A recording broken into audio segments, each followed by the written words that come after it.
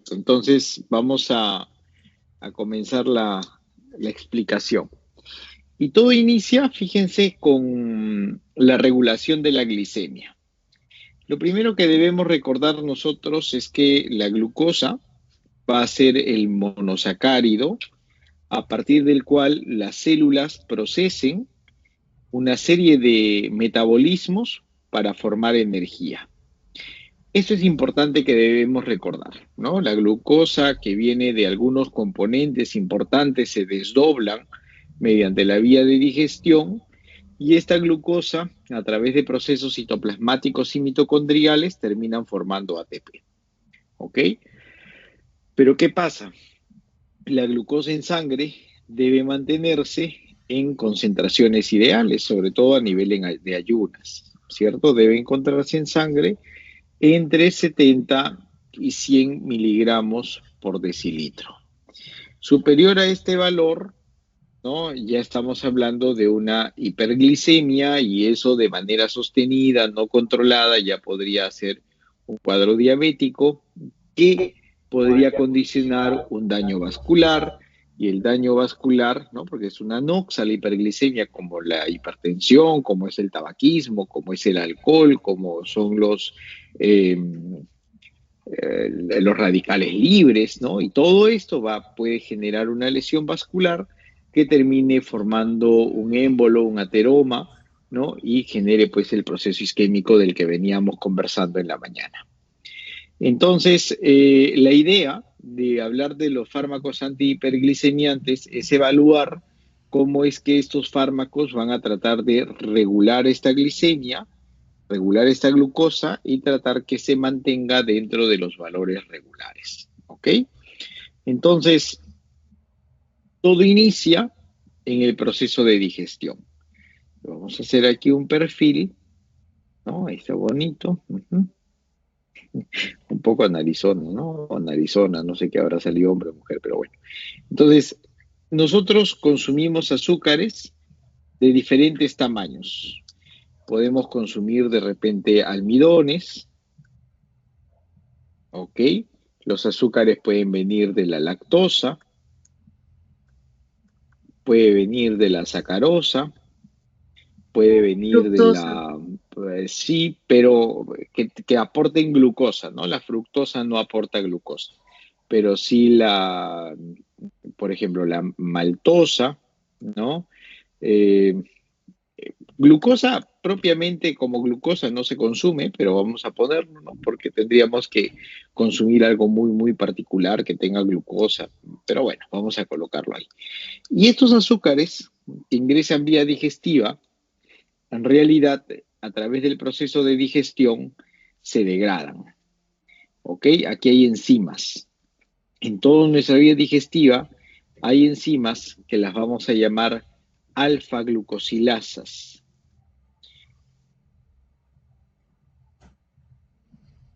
Y las pongo expresamente porque también son dianas moleculares de algunos fármacos antihiperglicemiantes. Entonces, para no olvidarme, las voy a colocar aquí. Entonces, son estas enzimas las que en el proceso digestivo se van a encargar de romper a estos grandes azúcares y poder tener glucosa. ¿Ok? Entonces yo les decía que la glucosa es un monosacárido, ¿ok? Es una aldohexosa, ahí la estoy dibujando en su forma molecular, en su forma cíclica, y esta glucosa se absorbe a través de las vías digestivas, a través de los enterocitos, y esta glucosa va a pasar a sangre, ¿ok? Va a pasar a sangre. Y como decíamos, en sangre la glucosa debería encontrarse en condición de ayunas en valores normales entre 70 a 100 miligramos por decilitro. Definitivamente cuando nosotros comemos, ¿no? Alguna fuente glicídica, alguna fuente de azúcares, esta glicemia se va a elevar, ¿no? Se va a elevar, esta glucosa va a aumentar. Entonces estamos en un momento de una glucosa postprandial. Y esta glucosa, esta propia glucosa que ha aumentado, es la que va a propiciar, va a estimular en las células beta de los islotes de Langerhans a la secreción de insulina. Entonces, vamos a ir analizando este proceso, ¿ya? Porque esto es importante, es muy... Doctor, su audio está apagado. ¿En qué momento se Bueno, apagó? Hasta ahora me Recién escucharon. nomás. Ah, ya, ahorita nomás. gracias.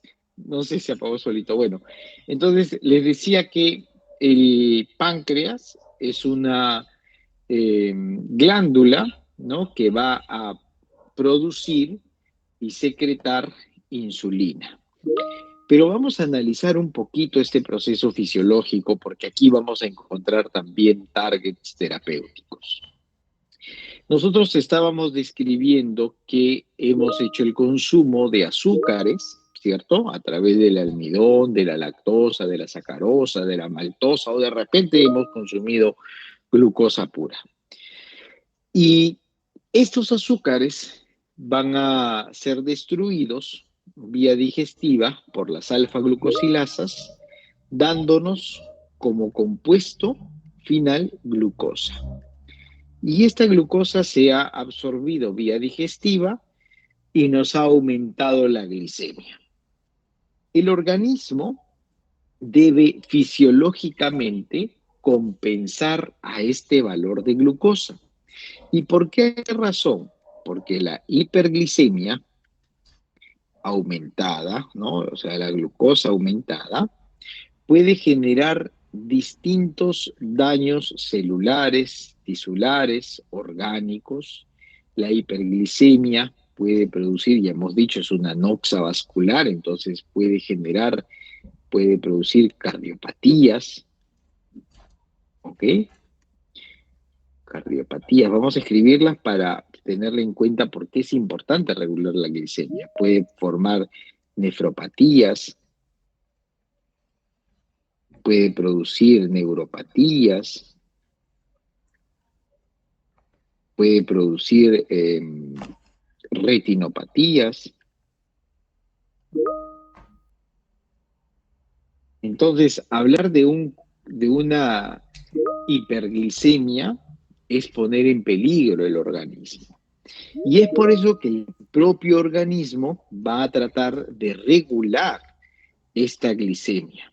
Y es que cuando el valor de glucosa aumenta, se activan en la célula beta de los islotes de Langerhans, se activan unos, entre comillas, glucómetros, ¿no? Vamos a tratar de hacer un borre parcial, no borra, bueno, entre comillas, glucómetros, que son los GLUT, ¿ok? En este caso va a ser el GLUT2, que se encuentra en la célula beta del islote de Langerhans. Cuando ingresa la glucosa, porque este transportador GLUT significa transportador de glucosa, es una proteína transmembrana que capta la glucosa y esta glucosa dentro de la célula se metaboliza y forma energía química bajo la forma de ATP. Este ATP formado va a cerrar a unos canales iónicos, que son los canales de potasio dependientes de ATP, y se va a cerrar el canal de potasio. Y si nosotros recordamos, o sea, el ATP que acabo de formar por la glucosa se cierra por la misma energía. Y si nosotros recordamos cómo es el flujo de potasio en la célula, ¿cómo se da? El potasio migra del intracelular al extracelular, ese es el flujo regular. Pero ahora que el canal de potasio está cerrado, el ion potasio no va a poder salir de la célula.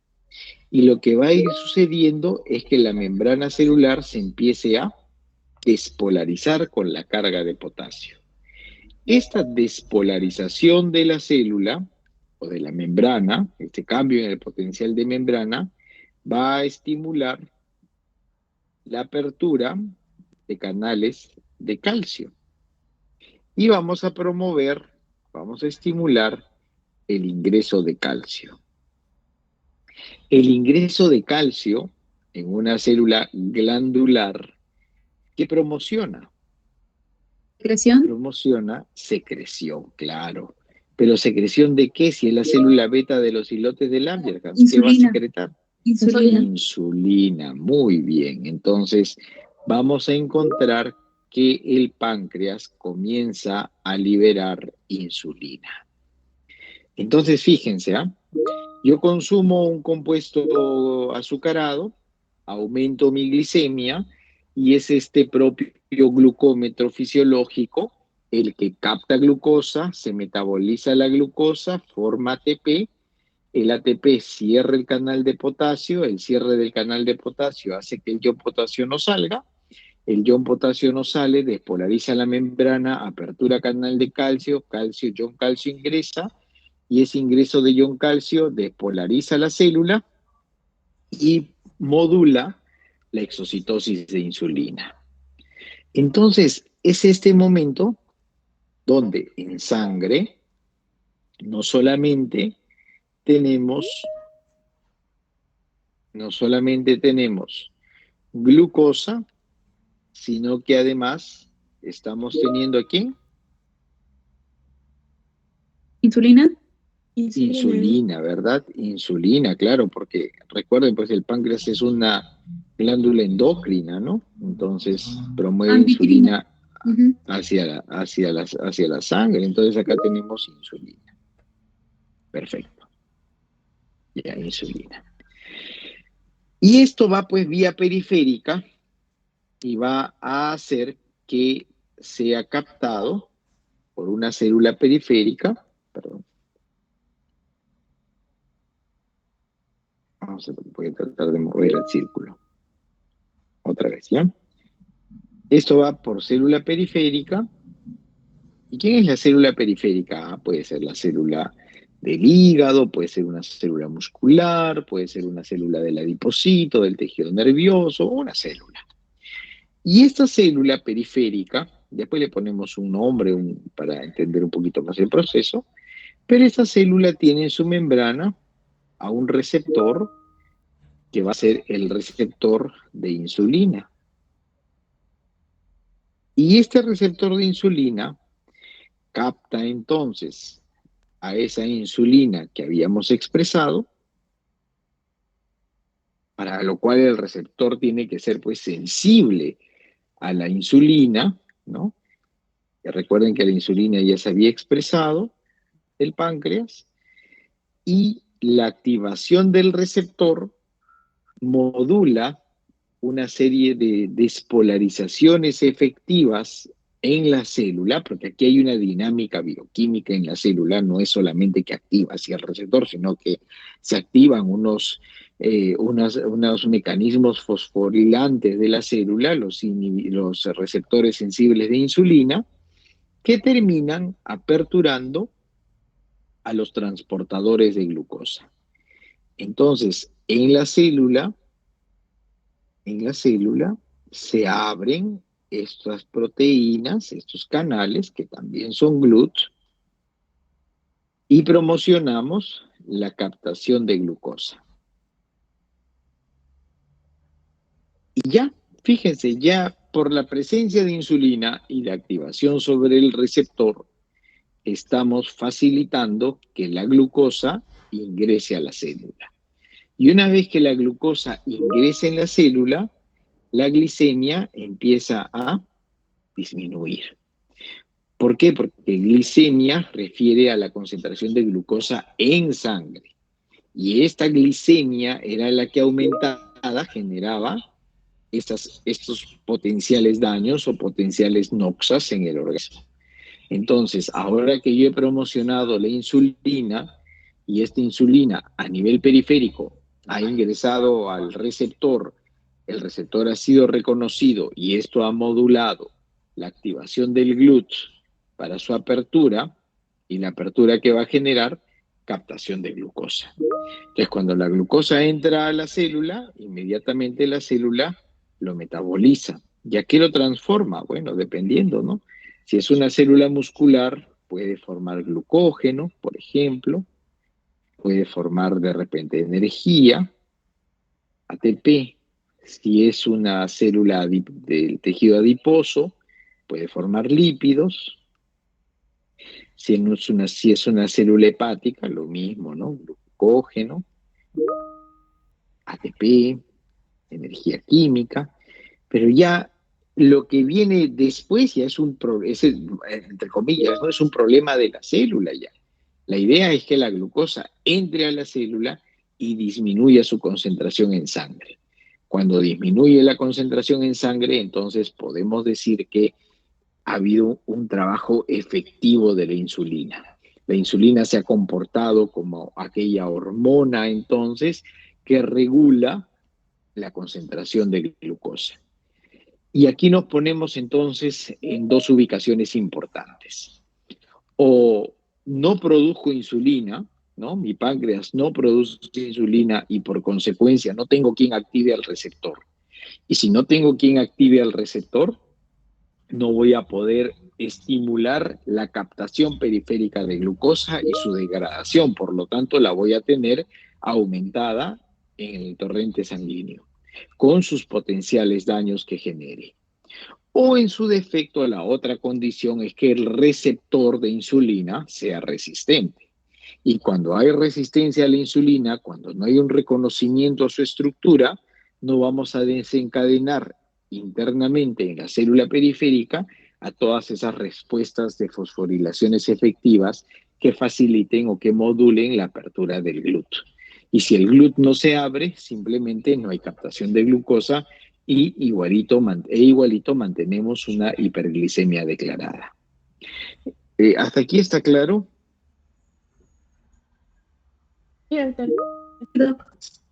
Sí, perfecto. Entonces, cuando nosotros hablamos del manejo farmacológico de los azúcares, nos podemos referir a dos tipos de tratamiento, ¿no? O hablamos de un manejo propio con insulina, cuando esta insulina no está presente, cuando mi páncreas no secreta una cantidad suficiente, importante de glucosa o simplemente no la produce, de insulina, simplemente no la produce, entonces necesitamos que sea o que se dé una administración, ¿no? Exógena de la insulina, que venga como medicamento. Entonces, en realidad, ahí la respuesta del fármaco o la farmacodinamia de estos preparados de insulina es una respuesta fisiofarmacológica, ¿no? No hay más ciencia en eso. En realidad, la insulina exógena, que se va a tratar principalmente en diabetes tipo 1 o en diabetes tipo 2, cuando el tratamiento con fármacos antihiperglicemiantes no sean totalmente completos o satisfactorios, esta insulina solamente imitará a la insulina endógena. Entonces, por mecanismo de acción tendrá la activación del receptor de insulina y la respuesta fisiológica ya propia de la célula periférica. Entonces, en realidad, ya aquí hablar de insulina no es tan complicado porque imita la insulina propia de nuestro cuerpo. ¿Qué debemos reconocer? Sí, en los distintos preparados de insulina, la respuesta farmacocinética, ¿no? Entonces, ahí sí yo los invito a que busquemos. Yo después les voy a compartir a través del grupo de delegados un video muy bonito de los tipos de insulina que nos refiere por qué hay insulinas de acción ultracorta, de acción rápida, de acción prolongada, de acción intermedia. Y es justamente por el reconocimiento de que la insulina estructuralmente es un péptido que resulta de la unión específica de aminoácidos. Y cómo las ciencias farmacéuticas han logrado ubicar ciertos aminoácidos en ciertas ubicaciones o generar cambios en la ubicación de aminoácidos que permita que la insulina que se administre tenga un tiempo de vida más corto o más prolongado. Y con eso yo pueda tener una respuesta de acción de repente ultra rápida o de una acción prolongada dependiendo de lo que quiera conseguir. Pero finalmente eso solamente es una respuesta cinética, ¿no? Farmacodinámicamente la insulina administrada como preparado de insulina debe imitar la respuesta fisiológica de la insulina endógena, de la insulina que producimos a nivel pancreático. Entonces, en realidad, cuando yo voy a hablar de fármacos antihiperglicemiantes, me voy a referir a todos aquellos fármacos que o potencian la liberación de insulina o me facilitan el metabolismo de la glucosa o de repente me inhiben a las enzimas degradadoras de los grandes azúcares o a otras dianas moleculares que las vamos a referir a continuación. ¿Ok? ¿Estamos claros hasta el momento? ¿Me están entendiendo? ¿Me están siguiendo? Sí, doctor. ¿Sí? Ok, perfecto. Muy bien. Entonces, vamos a hablar de los fármacos antihiperglicemiantes. Dentro de la clasificación de los fármacos antihiperglicemiantes, tenemos, por ejemplo, voy a hablar primero de los estimulantes de la secreción. Voy a escribirlo para que no se olvide. 180, deberíamos ser 300, 500. A ver, sigan llamando a sus amigos. A ver, somos 581 matriculados en farmacología. Entonces yo debería tener hoy día, por lo menos, pensé tener 450 conectados.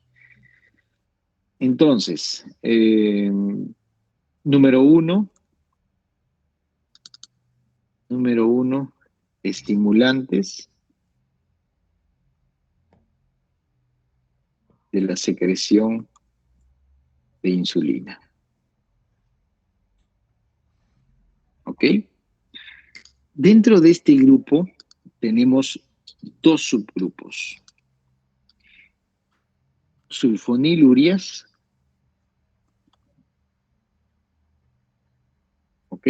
Sulfonilurias y glinidas. Bueno, letra B sería, ¿no?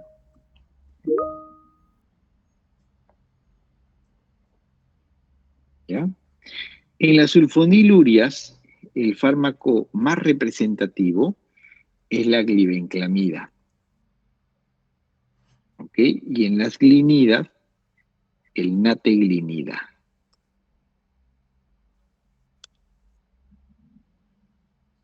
¿Ya? De esos fármacos, en realidad la glibenclamida fue ampliamente utilizada, ¿no? Se dejó de utilizar por un tema de riesgo de hipoglicemia. Ese fue su gran talón de Aquiles de la glibenclamida, porque ha sido un fármaco ampliamente utilizado. Pero vamos a ver cómo actúa, qué es lo que produce. Fíjense, en el páncreas, estos fármacos bloquean al canal de potasio. Entonces, ¿qué sucede si yo bloqueo farmacológicamente al canal de potasio? Si yo bloqueo al canal de potasio con sulfonilurias o con glinidas, el ion potasio no va a salir de la célula. Al no salir de la célula, estamos en células beta de islotes de Langerhans, células beta del páncreas. ¿Qué va a suceder en la membrana? Se va a despolarizar. Y si yo despolarizo la membrana de esta célula, ¿qué activo? Canales de calcio. Y si yo activo canales de calcio y estimulo el ingreso de calcio, voy a despolarizar a la célula. Y si despolarizo a la célula, ¿qué promociono? Exocitosis de Insulina, secreción de insulina. Así es, insulina. Y ya de ahí lo que venga a continuación ya es un tema de la célula periférica. Lo que yo necesitaba en este momento era secretar insulina. ¿Cómo estimulé al páncreas? Bloqueando ¿a qué canales? De potasio. De potasio. Cuando yo bloqueaba el canal de potasio, el ion potasio... Profesor, sí. disculpe, tengo una pregunta. ¿Las sulfonilurias no actuado mediante los receptores SUR en la célula beta del páncreas y Sí, este bloqueo pero de los el receptores SUR. receptor sur, efectivamente, pero el receptor sur, ¿a quién está ligado? Ah, claro, está ligado a lo que son los canales de potasio, Al sí. canal de potasio, claro. Entonces, el cierre que se estimula es el cierre de potasio. Entonces, cuando yo cierro mi canal de potasio, genero toda la dinámica de despolarización y la despolarización, la promoción de insulina.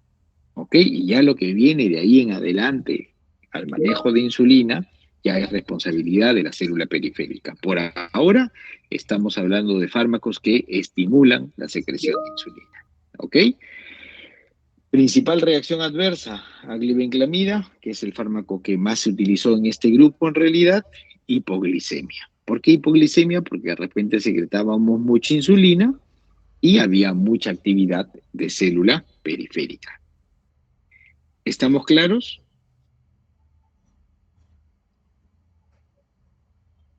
¿Sí? Sí, doctor. Ok, Sí, Sí, doctor. doctor. ok, ok. Entonces, ahora voy a hablar un poquito del metabolismo de la glucosa. ¿Para qué? Para poder entender el segundo grupo de fármacos, y que es de repente el más representativo hasta el momento, en donde tenemos las biguanidas y está como fármaco la metformina. Ojo que la metformina, yo voy a hablar solamente de la actividad antihiperglicemiante, pero la metformina tiene distintas aplicaciones terapéuticas. Tiene actividad, por ejemplo, en ovario poliquístico, en el manejo del peso corporal, tiene distintas respuestas farmacológicas. Yo voy a hablar hoy principalmente al tema del manejo de la hiperglicemia. Sí, Karen, tiene la mano levantada. Karen, ya. A las 11 se cierra el enlace, ¿eh? Quería saber Por si acaso. una ¿Ah? contraindicación para indicar, o sea, las sulfonilurias. Una contraindicación. Mm, ¿Contraindicación para contraindicar? O sea, en el examen nos va a poner un caso clínico y tenemos que a veces contraindicar, depende de lo que nos pongan en el examen. O sea, ¿cuál sería una contraindicación absoluta para este medicamento?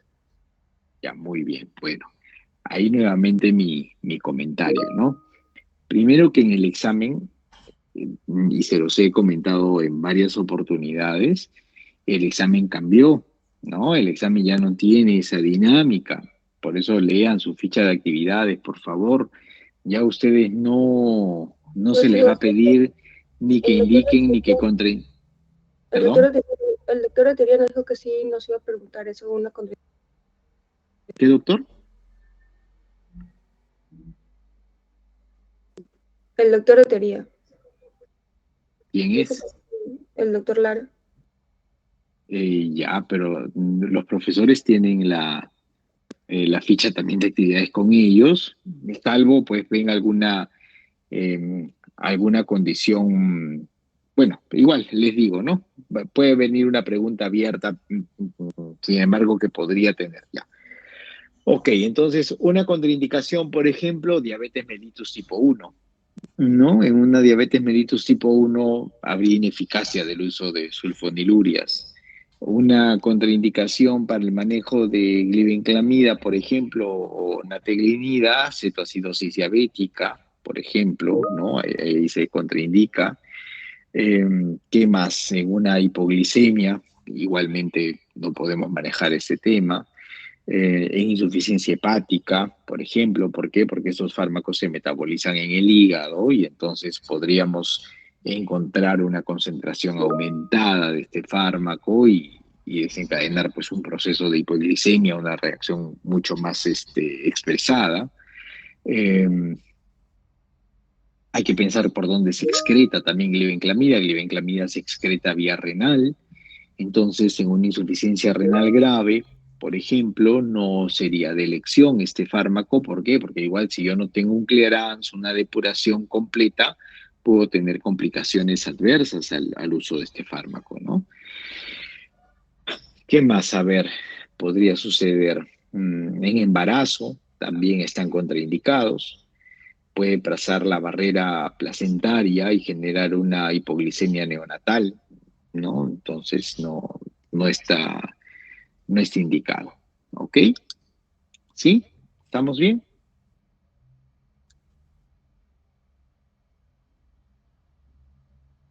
Sí, gracias. Muy bien.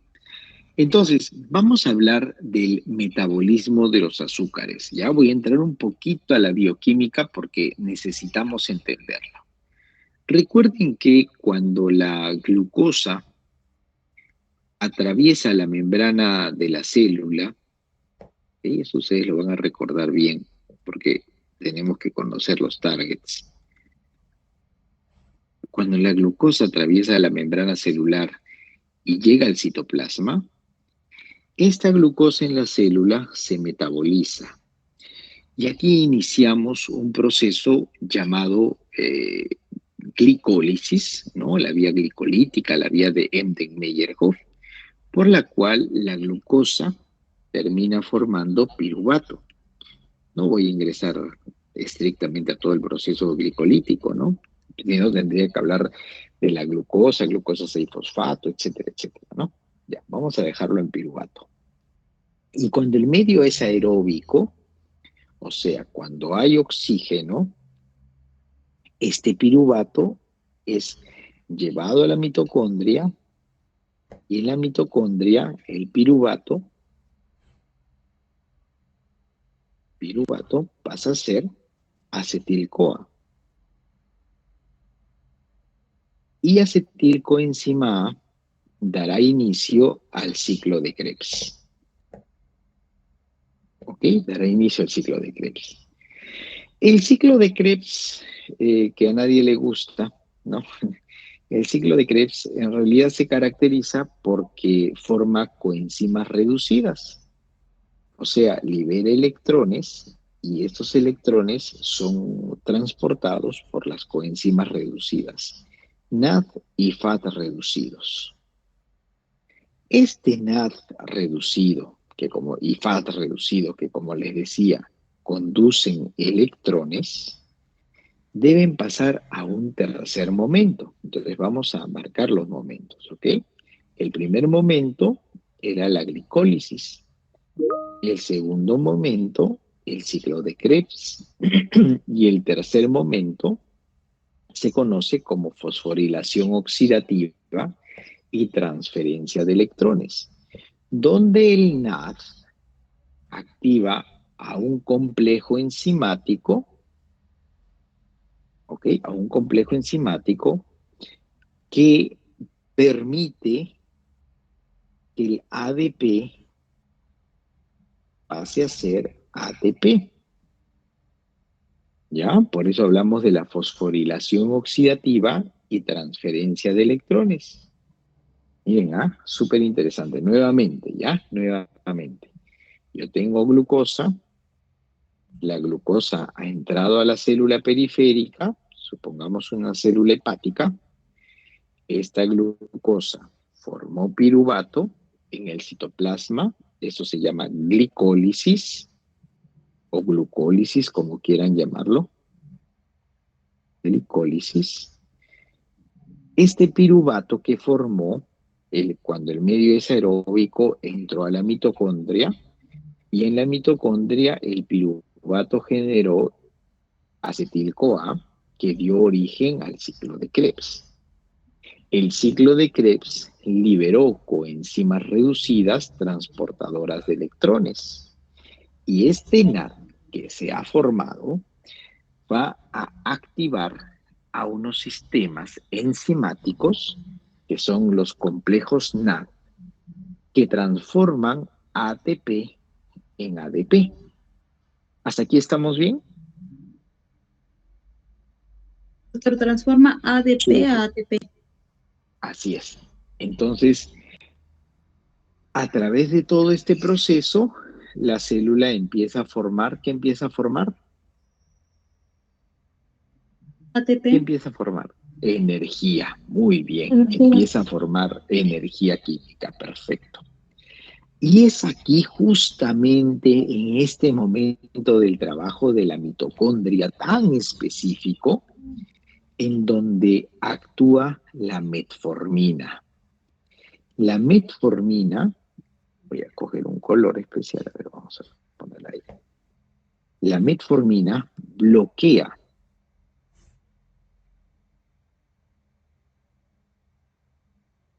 miren, no es tan fácil este mecanismo. La metformina bloquea a este complejo enzimático, al NAT complex de la membrana mitocondrial, porque esto está sucediendo en la mitocondria, en la membrana, en las crestas mitocondriales, ahí donde están generando el traslape de electrones, donde está produciéndose la fosforilación oxidativa, la transferencia de electrones, ahí bloquea la metformina.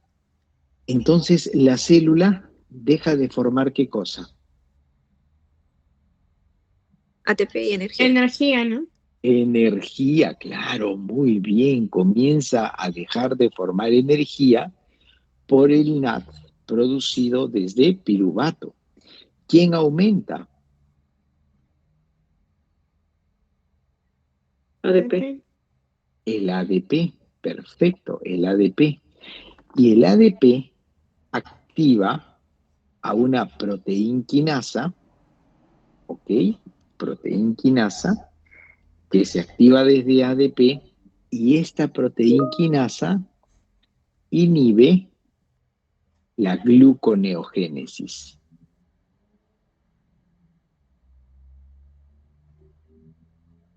¿Ok? Fíjense, inhibe la gluconeogénesis. Entonces, es justamente este bloqueo que estoy teniendo en el metabolismo de los azúcares que voy a generar el bloqueo, la inhibición de la gluconeogénesis. Y si yo bloqueo a la gluconeogénesis, ¿qué No se va a pasa formar con la ATP, concentración?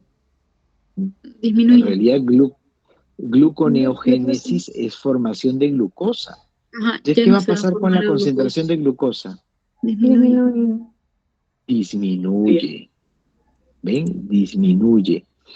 Y esto, fíjense, porque tiene otra cosa más paralela súper interesante, bioquímicamente súper interesante. Entonces, ¿qué pasa cuando yo disminuyo la gluconeogénesis? Voy a estimular a que mi célula periférica, como no está formando energía, y encima mi hígado o el hígado está disminuyendo la gluconeogénesis, se esfuerce o doble los esfuerzos por captar más glucosa.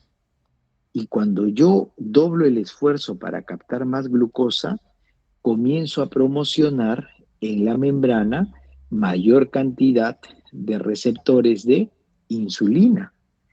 Por eso es de que se utiliza la metformina para mejorar la promoción del receptor insulínico y mejorar la resistencia a la insulina. Porque habíamos dicho que la metformina, o perdón, que la insulina para que actúe, ¿qué necesitaba? Necesitaba un receptor, ¿cierto? Un receptor. Entonces, nuevamente, porque de repente eso es medianamente complejo. Entonces, yo había dicho, la glucosa se capta, ingresa a la célula. Estamos aquí. ¿Están aquí conmigo? Sí. Sí, ok, perfecto. Entonces, la glucosa se capta. Ok, vamos a borrar el aquí, si no después le van a tomar foto y va a salir aquí. Vamos a borrar. Ya, entonces habíamos dicho, la glucosa se capta. La glucosa entró a la célula. ¿Ok? La glucosa se metabolizó, formó piruvato por vía glicolítica. Este piruvato fue llevado a la mitocondria, en medio aeróbico. Piruvato pasó a ser acetil-CoA en la mitocondria. Acetil-CoA generó el ciclo de Krebs. El ciclo de Krebs liberó coenzimas reducidas, FAT reducidos, NAT reducidos. Y estas coenzimas reducidas en las crestas mitocondriales, o sea aquí, aquí, eso se llaman crestas mitocondriales, comienzan a activar el siguiente momento de la respiración celular que se conoce como fosforilación oxidativa y transferencia de electrones, activando los NAD complex. El NAD complex transforma el ADP en ATP. Y como metformina bloquea este NAD complex, ADP no pasa a ser ATP. Por lo tanto, ADP, ¿qué pasa con ADP? Aumenta, ¿no? Aumenta, muy bien, aumenta. Y el ADP que aumenta activa a proteinquinasa, dependiente de ADP. Y proteinquinasa, ¿qué inhibe? La gluconeogénesis. La gluconeogénesis. ¿Ven? La gluconeogénesis. Y cuando yo inhibo la gluconeogénesis, ¿qué pasa con la concentración de glucosa?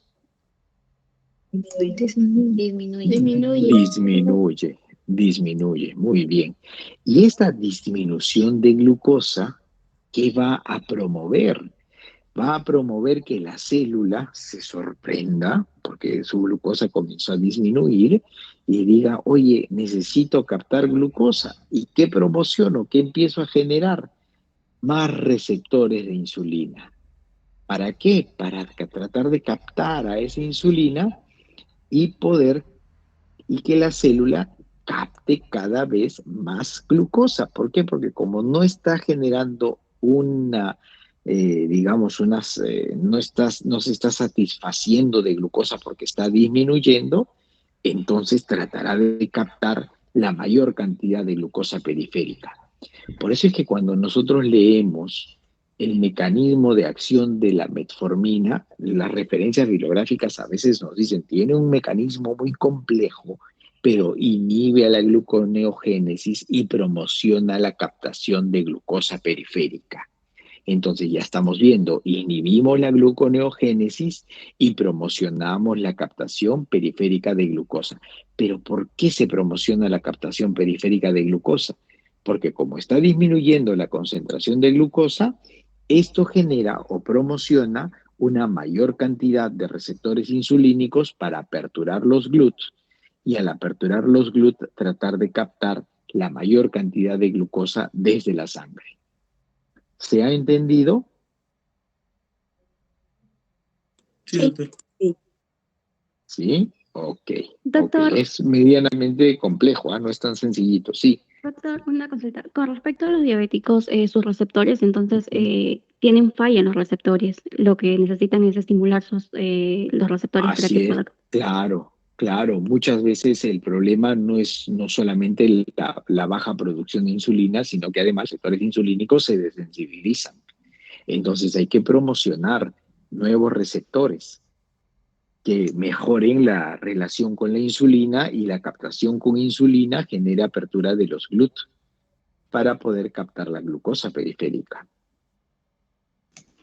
Profesor, disculpe, entonces, al haber una disminución de la glucosa, van a aumentar estos receptores de glucosa mediante la mayor expresión de insulina, ¿verdad? Receptores de insulina.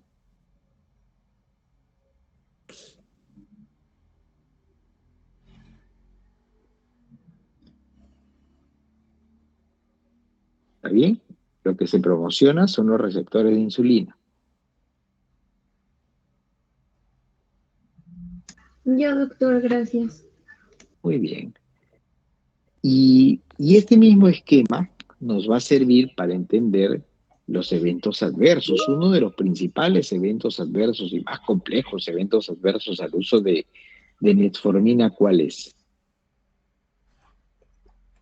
La hipoglicemia, o sea, la baja de azúcar. La acidosis láctica. Diarrea. No, ya, por ejemplo, sí puede generar, fíjense, eso es malestares bien bonito, gastrointestinales.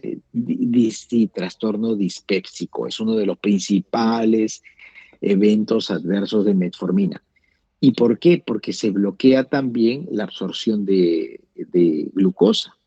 Entonces, metformina a nivel digestivo bloquea la absorción de glucosa. Y si yo bloqueo la absorción de glucosa y la glucosa se queda en el intestino, la glucosa es hiperosmolar. ¿Qué va a hacer? Va a traer agua. ¿Me entienden? Va a traer agua hacia la luz del intestino. Si yo bloqueo la absorción, si yo tengo acá mi intestino, ¿no? Si yo tengo acá mi intestino, y normalmente la glucosa debía absorberse, pero ahora yo he bloqueado su absorción, la glucosa se queda en el intestino, pero la glucosa es hiperosmolar. Entonces, ¿qué hace? Comienza a jalar es un decir, comienza a jalar agua. Y eso genera aumento del peristaltismo. Entonces, muchas veces produce diarreas. La movilización de agua genera meteorismo, gases, disconfort abdominal. ¿Estamos bien? Ese es el más, digamos, representativo de los eventos adversos. ¿Me están entendiendo, verdad? Sí, doctor. Sí, doctor, sí. Muy bien. Sí, doctor. Perfecto, perfecto. Ese es, digamos, el más representativo de los eventos adversos. Pero uno de los eventos adversos más violentos, digamos, de la metformina es la acidosis láctica. ¿Y qué va a pasar? Si yo bloqueo, miren acá, si yo bloqueo el complex, ¿están viendo que estoy tachando de negro el complex? Sí, doctor, sí. Sí. ¿Sí? Ya. Sí, Si yo sí. bloqueo aquí el complex con metformina, finalmente toda esta vía también se queda anulada. ¿Y quién aumenta? El piruvato. El piruvato. Y si aumento piruvato y ya no estoy siguiendo la vía de Krebs, piruvato coge vía anaeróbica. ¿Y qué forma? Lactato. Entonces, este lactato genera la acidosis láctica.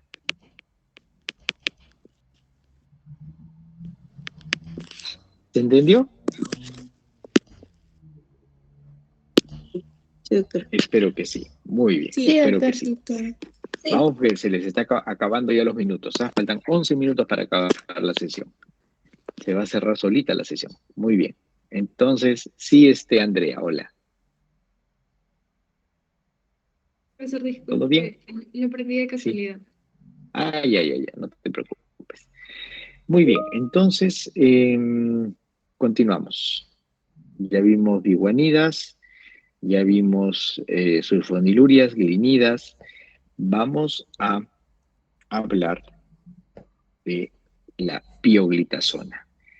Las tiazolidindionas. Son súper lindas las tiazolidindionas. Vamos a hacerlo acá arriba.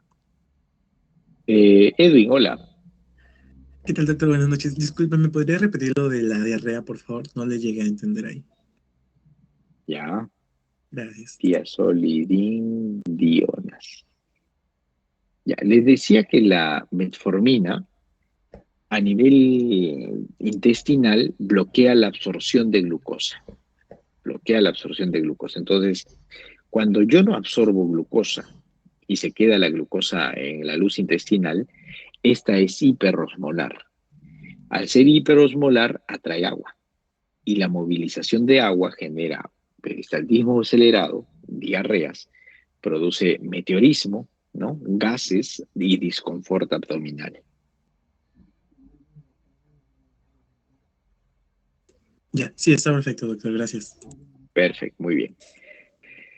Cuando hablamos de tiazolidindionas, ya es un tema bonito de las tiazolidindionas, porque tienen un trabajo nuclear.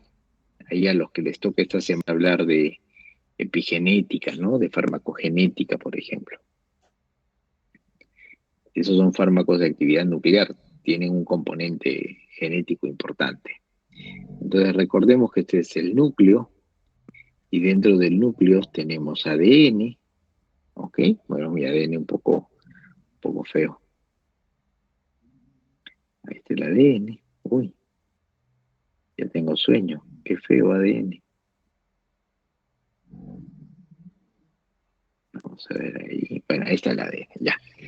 No sale, por nada quiere salir el ADN. Entonces, ¿qué sucede? Fíjense. El tiazolidindiona tiene su receptor, ¿ok? La pioglitazona. Y esta pioglitazona que ingresa a la célula interactúa con el receptor de tiazolidindionas. El fármaco, recuerden, el nombre es pioglitazona. Ok, pioglitazona.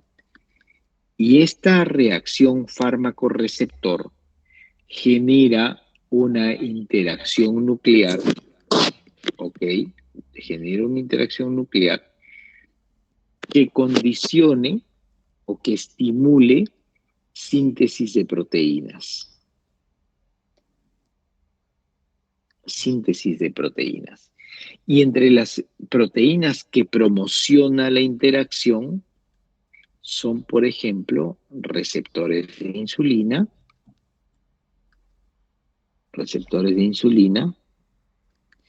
GLUTs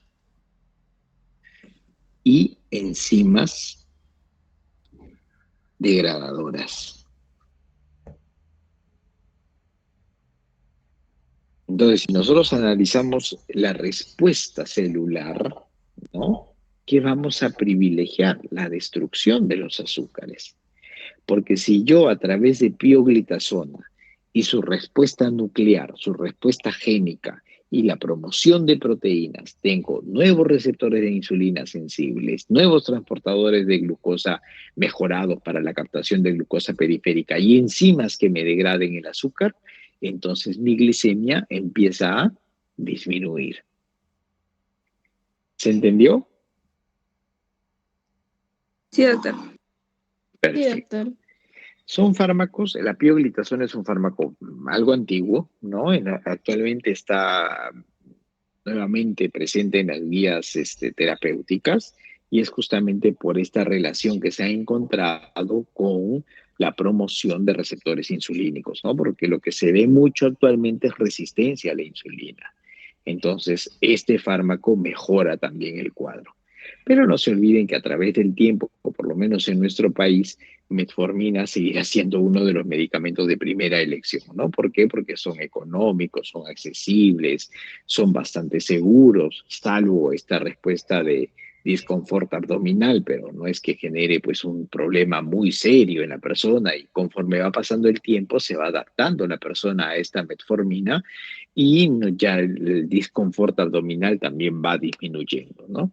Y para que se den casos de acidosis láctica son menos probables. ¿Ok? Muy bien, entonces hemos visto sulfonilurias, biguanidas, tiazolidindionas. Luego tenemos los inhibidores de las alfa-glucosidasas. Entonces vamos al primer dibujito, al inicio. ¿Ven las alfa-glucosidasas de morado? Sí. Sí. Ya, entonces ahí trabajan los inhibidores. ¿Cuál era la función de las glucosilasas? Degradar los grandes azúcares, ¿no? Degradar los grandes azúcares glucosa. para tener glucosa. Entonces yo aquí trabajo sobre estas enzimas y por eso hablamos de inhibidores.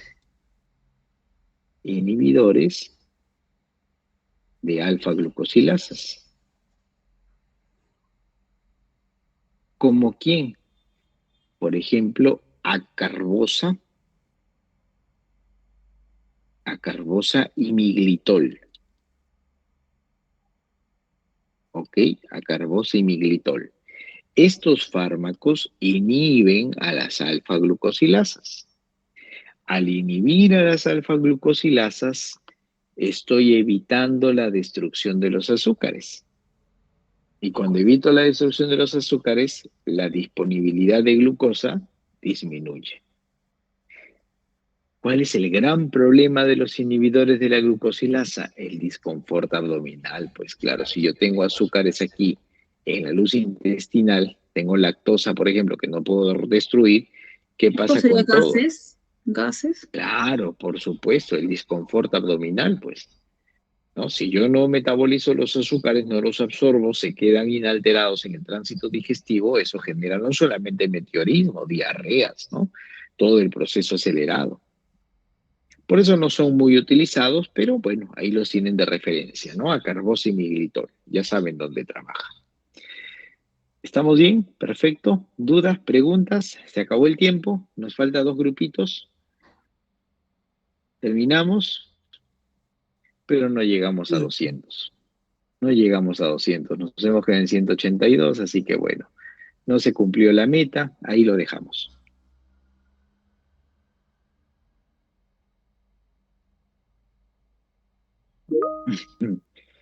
Sí, sí. ¿Lo terminamos? Terminamos, sí, ya falta poquito, ¿ya? Vamos Sí. a terminarlo. Sí, sí, yo sé, claro, pero Dale, yo, no, yo doctor. quería que siquiera sean 400 hoy día, pues, ¿no? Bueno, ya. Vamos a terminar, ¿ya? Entonces, ¿qué me falta? A ver, sulfonilurias, tiglinidas, biguanidas, tiazolidindionas, inhibidores de las alfa-glucosilasas. Vamos a hablar de incretinas. Pero antes de incretinas, vamos a hablar de los inhibidores SGLT2, ¿ok? Estos son súper buenos, son nuevos, ¿no? Entre comillas, son bastante seguros y tienen una importante actividad,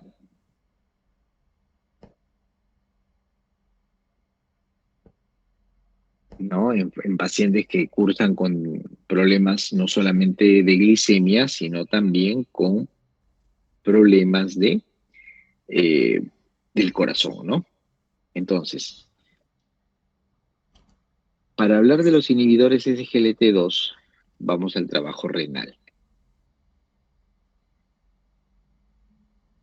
Y ahí tienen una hermosa nefrona. Sí ven, ¿verdad? ¿Dónde estoy? Sí, doctor.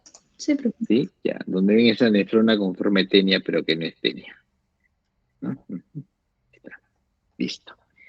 Entonces, en el túbulo contorneado proximal, ¿ok? En el túbulo contorneado proximal, encontramos un transportador, que es el cotransportador sodio-glucosa. Y por aquí yo recapto, ¿no? Recapto a sodio, a glucosa y agua, por supuesto, porque siempre les he dicho, ¿no? Los iones no viajan solos. Los iones viajan acompañados de agua. Y toda esta agua, con sodio y con glucosa, regresarán al componente sanguíneo a través de los capilares peritubulares. Entonces, yo estoy haciendo que regrese, ¿no? Todos estos. Sodio, está regresando glucosa y está regresando agua, ¿no? Y es justamente a este receptor al que inhibe este grupo de fármacos. Yo voy a inhibir aquí. ¿Con qué fármacos? Con la dapaglifosina, por ejemplo. Dapaglifosina, la canaglifosina, la empaglifosina. Bloqueo al cotransportador de sodio-glucosa. Y si yo no recapto ni sodio ni glucosa, todo lo elimino a través de la orina. Entonces, aumento la micción. Una micción que va a llevar consigo mayores concentraciones de glucosa.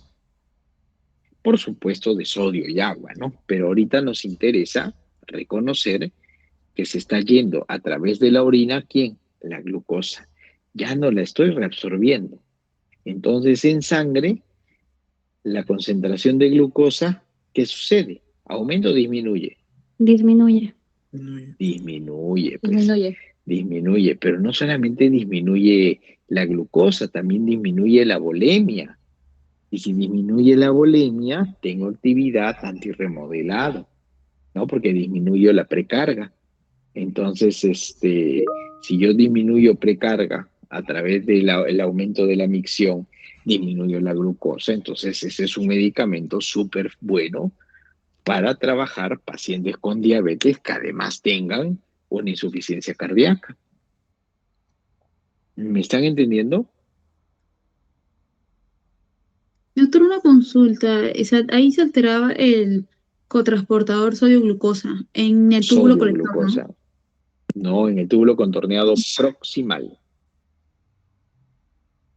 Ok, Doctor, una Proximal. pregunta. ¿Y en el asa de Ujú. Henle, el cotransportador, no volvería a resolver ese eso? Ah, no, la glucosa, ¿verdad? Ya no me da caso. Sí, no te hago caso, muy bien. Entonces, mentira, Karen, estarás haciendo screen para el cuadrito que te pedí que me ayudes, ¿verdad? Sí.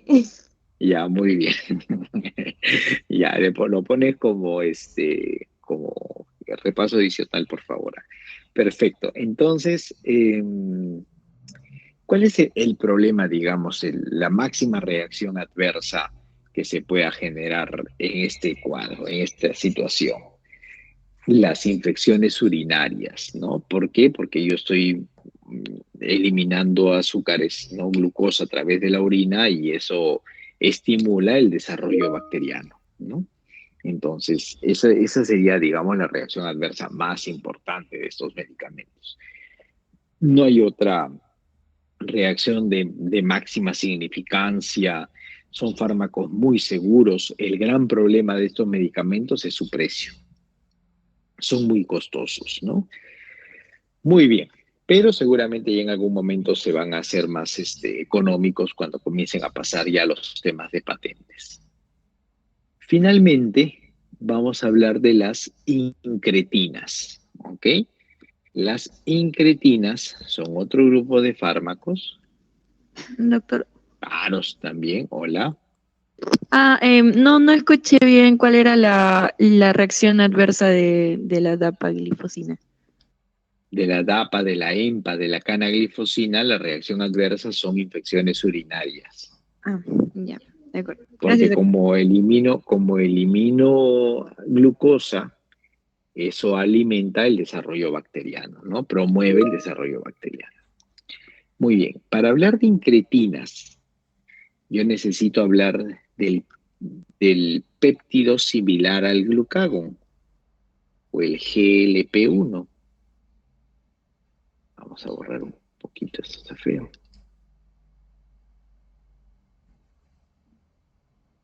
Muy bien, cuando hablamos de incretinas, hablamos del péptido similar al glucagón, el GLP-1. El GLP-1 es una hormona intestinal,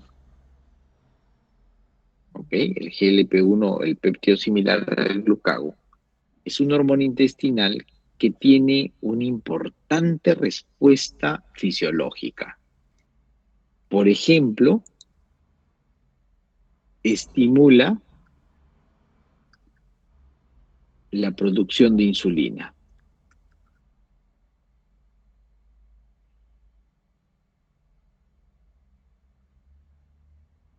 A nivel del páncreas. ¿Ok? Genera cardioprotección. Genera nefroprotección.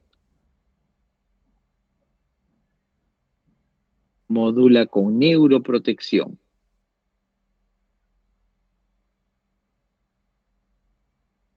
Caramba, entonces en realidad el GLP-1 es todo lo inverso al daño que puede generar la hiperglicemia. Fíjense acá arribita, en negro con naranja, habíamos dicho que el aumento de la glucosa promocionaba cardioprotección, nefropatías, retinopatías, neuropatías, y el péptido similar al glucagón, ¿qué hace? Lo contrario.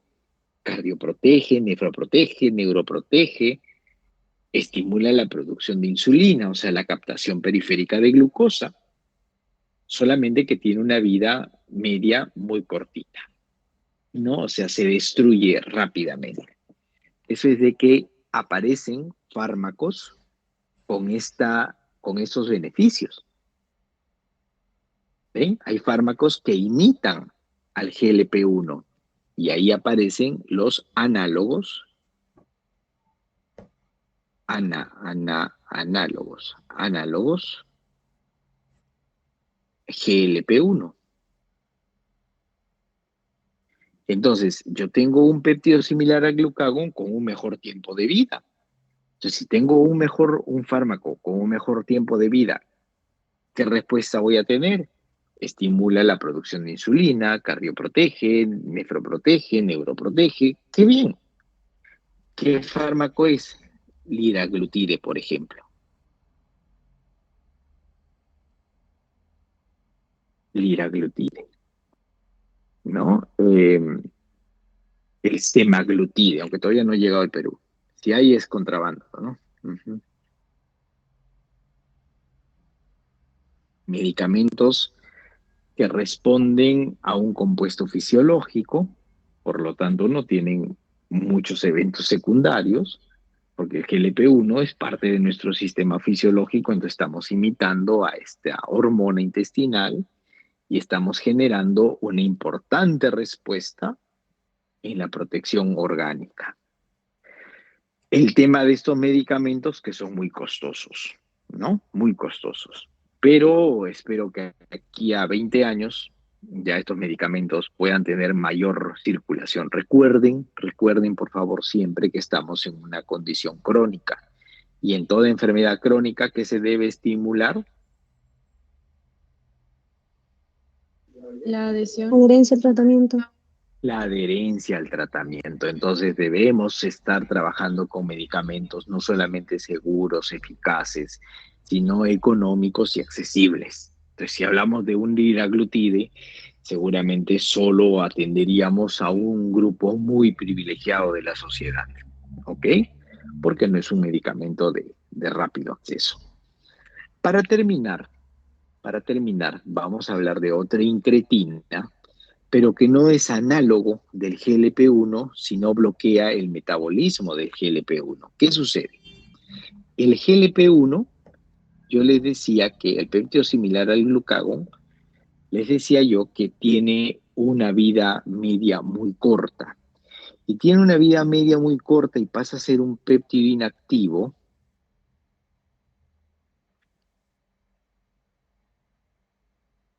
por acción de una enzima que es la dipeptidilpeptidasa 4 o DPP4.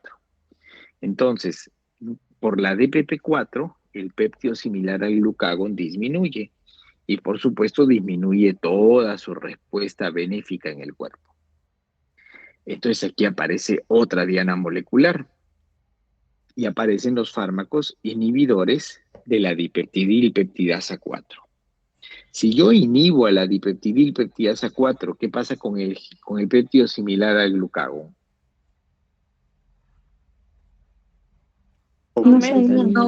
Aumenta, claro, va de subida, pues va a subir. Y si aumenta el péptido similar al glucagón y mejoro su tiempo de vida, mejoro también toda la respuesta fisiológica. Y ahí tenemos a, por ejemplo, vidalgliptina.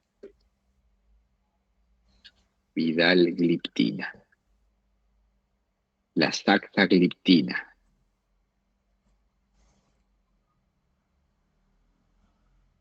¿Ok? Pero son fármacos todavía un poco lejanos a nuestra realidad, ¿no? Con decirles que el liraglutide recién se aprueba el uso en el Perú hace, si no me equivoco, el año pasado, o hace 2 años.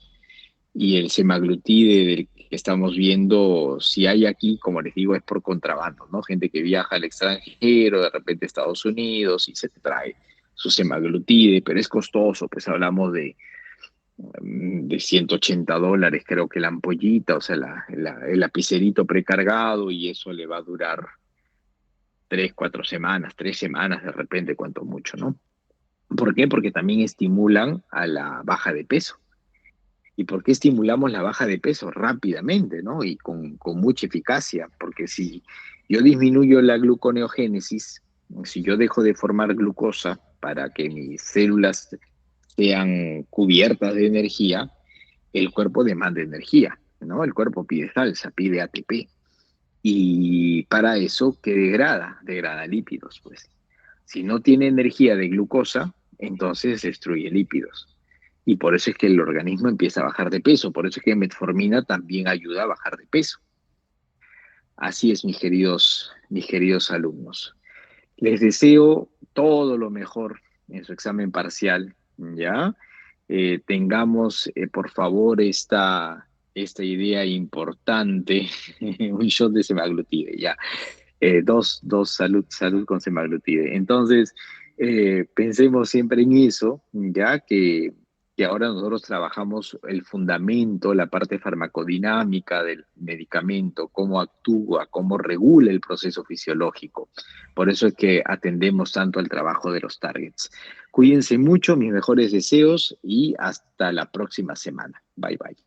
Muchas gracias, doctor. Hasta la próxima. Gracias, doctor. Cuídate. Gracias, doctor. Gracias, doctor. Gracias, doctor. Gracias, doctor. Hasta luego, doctor.